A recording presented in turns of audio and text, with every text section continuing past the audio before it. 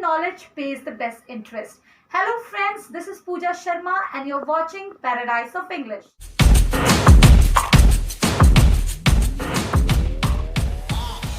Friends, if you ask me what's my success mantra for education, I'll better say learning won't stop, keep learning. So, keeping this spirit in our mind, I'm here again with one more video lesson on the topic the subject and predicate. And this video lesson will really gonna help you a lot. So, let's watch out. So, in this video lesson, we will learn more about subject and predicate. So, let's see. First, we need to understand that when we make a sentence, what we do. While making a sentence, what are the things which are essential? We name some person or a thing. Means when we make a sentence, we name some person or thing. We say something about that person or thing in a sentence, or you can understand it in other words. We must have a subject to speak about. Means when we make a sentence, we must have a subject to speak about, and we must say or predicate about that subject. So both are interlinked somewhere. This will be more clear by our next slide. So one thing that is very clear, that every sentence has two parts. One is the subject and another is a predicate. Now we'll see what is the subject and what is the predicate. We will cover the definition of subject and the predicate. So the subject is the part which names the person or thing we are speaking about, that is called the subject of the sentence. Means the part which names or the person or thing we are speaking about in a sentence, that is called the subject of the sentence. And predicate is the part of the sentence which says something about the subject. It always includes the verb also. In predicate, it includes verb too. So the subject is the part of the sentence which names the person or thing that we are speaking about, and predicate which says something about the subject. Now this will be more clear by the examples. Number 1, the fishermen are catching fish. Here in the first example, the fisherman is the subject and are catching fish is the predicate. Second, I live in Mumbai.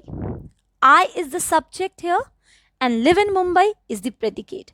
The first part of the sentence, I, is the subject which speaks about a person or a thing, and live in a Mumbai is predicate.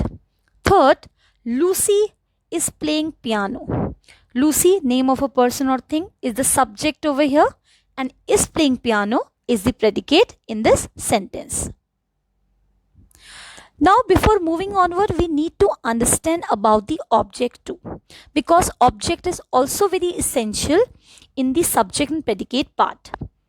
A predicate may have two parts, a verb and an object. The second noun or pronoun in the sentence is called the object. Means the second noun or pronoun in a sentence, that is called an object. And it always receives the action of the subject. An object receives the action of the subject. The subject is connected with the object through a verb in a sentence. Means how it is connected is it is connected with the object through a verb. Now again, to clear this definition, we need to go back to our previous slide, that is the example. If you can see, the fishermen are catching fish, the first example. Here the fisherman is the subject. Catching, are catching, you can say catching is an action or a verb, and fish is the object in this sentence. And if you see the third example, Lucy is the subject over here. Playing is the verb or action, you can say, and piano is the object in this sentence. So a sentence contain a subject, predicate, and an action. It's a combination of three, you can say. Now we'll move to the next. So this is the grammar bites. We need to understand some important things regarding the subject and the predicate.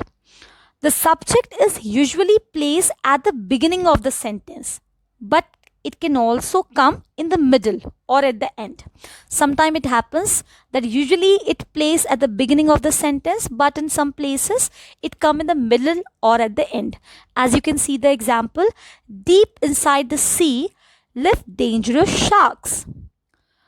Second thing that we need to understand about the subject, only a noun or pronoun can be an object.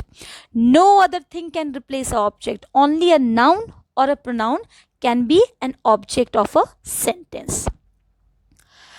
So there are some things, there are some key points that shouldn't be forgot about when we understand what is the subject and predicate is. Number one is the subject of a sentence usually comes first. This is the journal rule. You can say this is the thumb rule for the subject and predicate. But occasionally it is put after the predicate. When it happens in the cases of phrases. If a sentence is in the form of phrase, in that case it is put after the predicate. Here see the example. Here comes the bus. Second, sweet are the uses of adversity. So here you can see the bus and uses of adversity.